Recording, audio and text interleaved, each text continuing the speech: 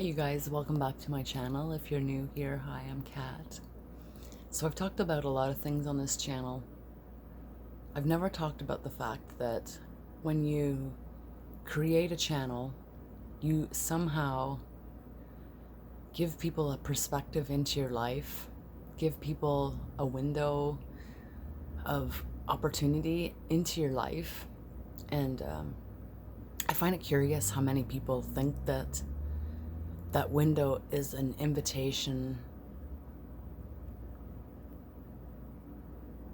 to be a part of your life. I've had a lot of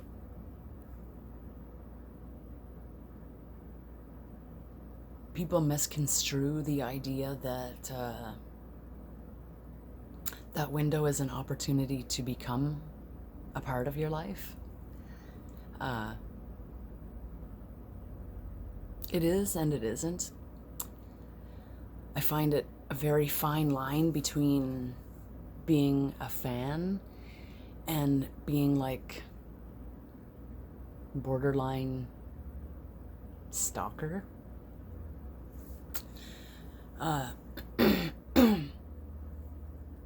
I connect my social media pages a lot of the time to my channel here, and so you get to see an even closer inside look into my life, what I'm doing day to day, the things I like, the food I eat, the clothes I wear. It's all kind of like an open window. And a lot of people, men mostly, don't have an idea of when enough is enough. I find it inappropriate to hang on to every word I say on here or on my Instagram channels. Something I said last year or 2 years ago is highly likely to not be a part of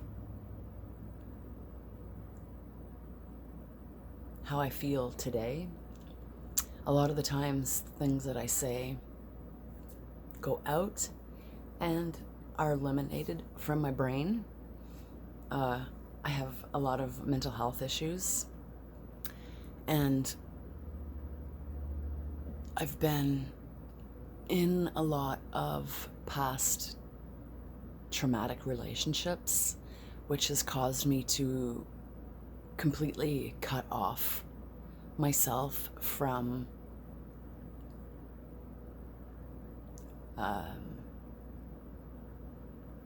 feeling. And I find a lot of the time I'm completely over-sexualized. A lot of people take the things that I do as an invitation into me wanting to be a part of them. So I should make myself very, very clear. I am not looking for a relationship with anybody. I don't make videos to open a pathway for anybody to think that they have an opportunity that I could maybe want to be in a relationship with them. I have absolutely no interest in that. A lot of the time, I make videos to entertain myself. I get a video idea in my head and I make a video. It's not an invitation, or it's not an opportunity knocking, because like I said, a lot of people turn the fan into stalking. I'll give you an idea. When I was 15, I thought that I met the love of my life, as we all do when we're 15. There was a boy that would come visit his aunt from time to time, and I was the babysitter. So, maybe I wasn't 15. Maybe I was 13. He was 15. I think that's how it went. And we got close. I think I probably fell in love with him. And the guy led me along thinking that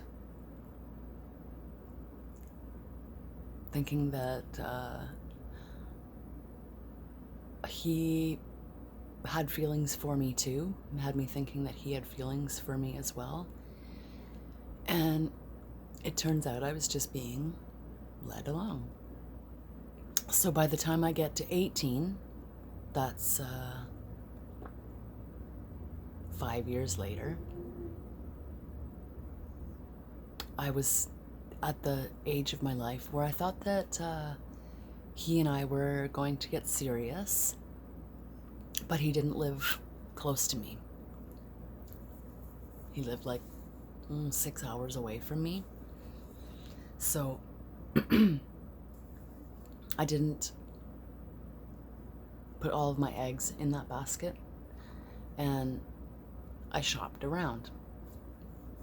And I met somebody else, somebody a lot older than I was, and I'd started a relationship with him. So whenever the love of my life had came back and wanted to start a relationship with me, I was already in a relationship with somebody else. So I started making excuses to try and get out of the other relationship so that I could pursue a relationship with the love of my life. And little did I know that the person that I had been dating was actually super obsessive and violent. And it was very hard to leave. Even though I'd left him, he had made it clear that it was going to be very hard to leave him. So one of these times when the love of my life was in town visiting, I had the opportunity to get away and create this illusion that life was going to be perfect. We were going to be in this fantastic relationship. But the person that I had been in a prior relationship with didn't easily want to let me go. He was a stalker. And while we were on the couch watching a movie, not engaged in anything sexual, we might have been like making out a little bit, but the person that I had been in a relationship with had been watching through the window or through the door, I think it was through the window, and started knocking and made it abundantly clear that he wasn't going to let me go that easily. It turned out that the guy I had been in a prior relationship with had a knife and said that he wanted to do bodily harm to the love of my life. He didn't, although it scared the shit out of the love of my life, to the point where he ran away, ran fast, ran far, and I don't think that he ever really looked back after that time. It ended up that I got back together with the guy, the violent guy, had my children with him, and it wasn't until later that I had actually gotten away from that person. And I look back on those times, and I think that that planted a seed in my mind to always be aware of your surroundings and be aware of the people that you're engaging with.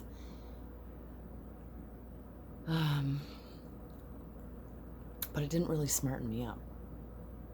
I had a lot of trauma from that relationship, a lot of maturing realizations, and I did a lot of growing up during that time. And I think that all of my interactions with men have been, in some aspect of the way, trauma-inducing and violent, which has caused me to not outwardly search for a partner, because I know that behind every person that you feel and think that you know wholeheartedly, there is almost always somebody else that you know absolutely nothing about. Nothing. And that is totally frightening. The love of my life sent me a message on Instagram the other day.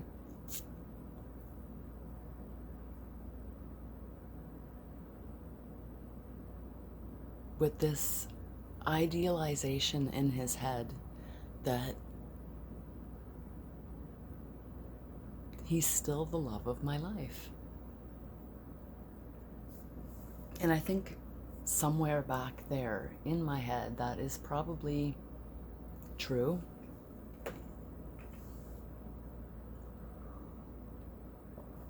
Good morning, it's coffee time. Maybe more so because any idea of each other that we had in our head was never brought to life. So there's that mystery surrounding us, I guess. And it's always sexualized. Always, always. The yearning of wondering how a person feels, how a person tastes, how a person expresses themselves. It's always very curious. The message.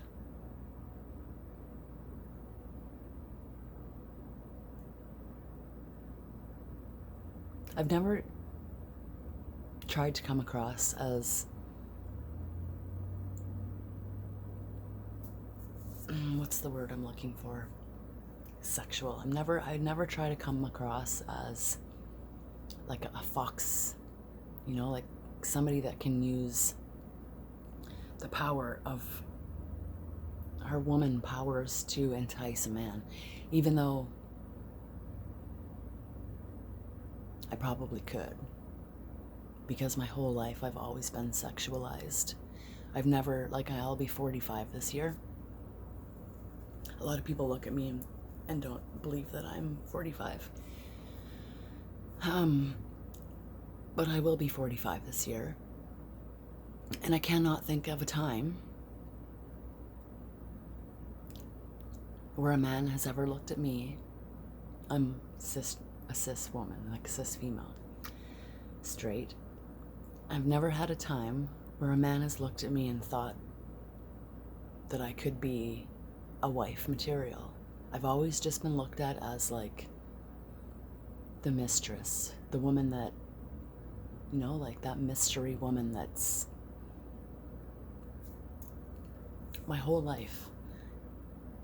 My whole life. Even from the time, from little, man. From little. I was assaulted by my stepdad when I was 6. I find that so hard to talk about. Like, it brings...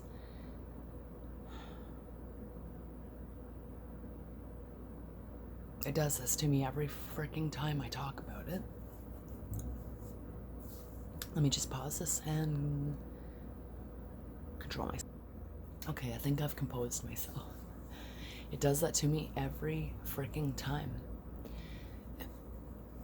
So I've been being sexualized probably since I was 6 years old. I've never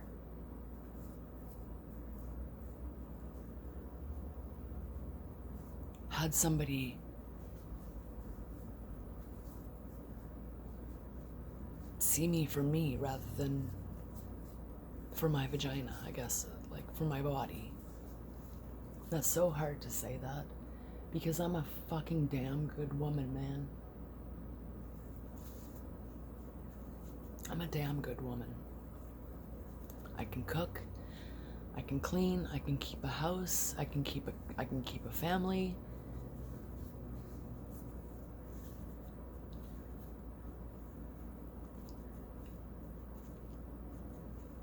I'm independent, I'm confident. I take care of myself.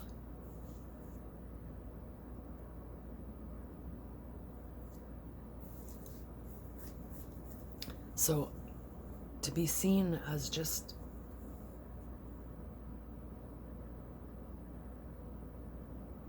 a Venus creature, like as somebody who can just provide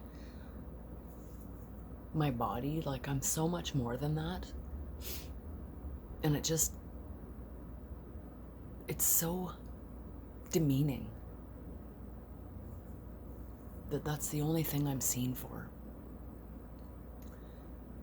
There's so much more to me than that goes like beyond my feet, beyond my body, beyond my teeth, beyond outwardly things that people see. There's so much more of me than that, and that, like, it breaks my freaking heart.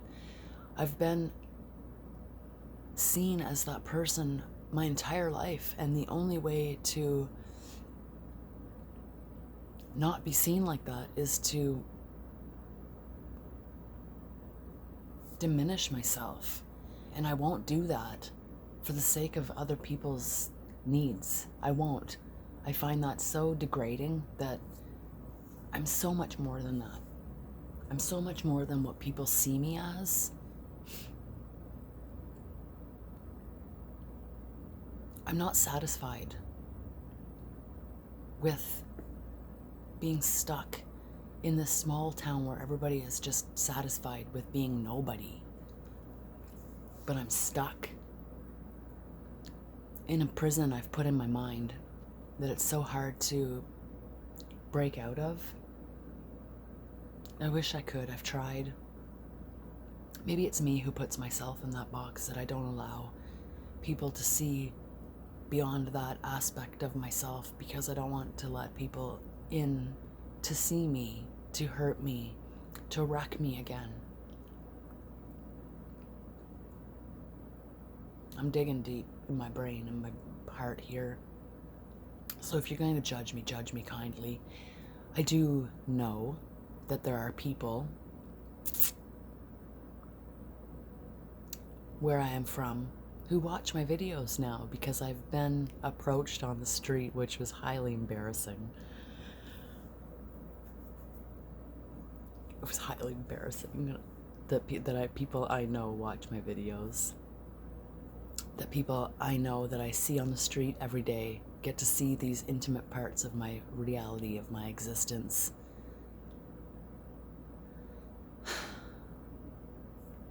But when you open up your life as a public figure, in a public platform like YouTube and Instagram, you're giving people the opportunity and giving them these windows into your life. Fucking wild. I'm not stopping, though. I don't know what people want, but I'm not going to give up.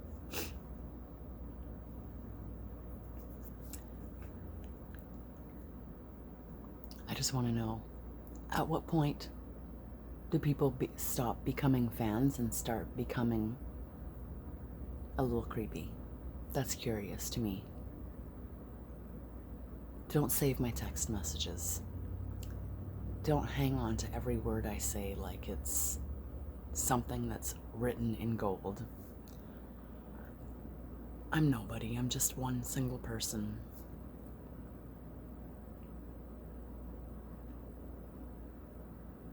I find that very odd.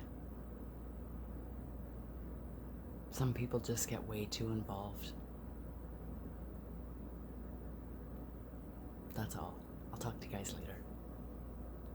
The love of my life. Should I ever go back to that story? I think that person will always be the love of my life, even though nothing ever became of us.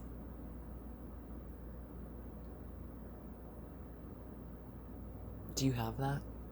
That one person that you think about, that you fantasize about in your mind? The one that got away? Let me know in the comments below if you have one that got away that you think, oh, I wonder what would have happened if I would have gotten with that person. The one time that we were almost in an encounter, an entanglement with each other, it was so highly anticipated that I think it was a little premature on his end, and it kind of killed the moment, if you know what I mean. I've had that happen more than once. They're just so excited that they like let go on your leg or something. I'm getting away with myself. I'll talk to you guys.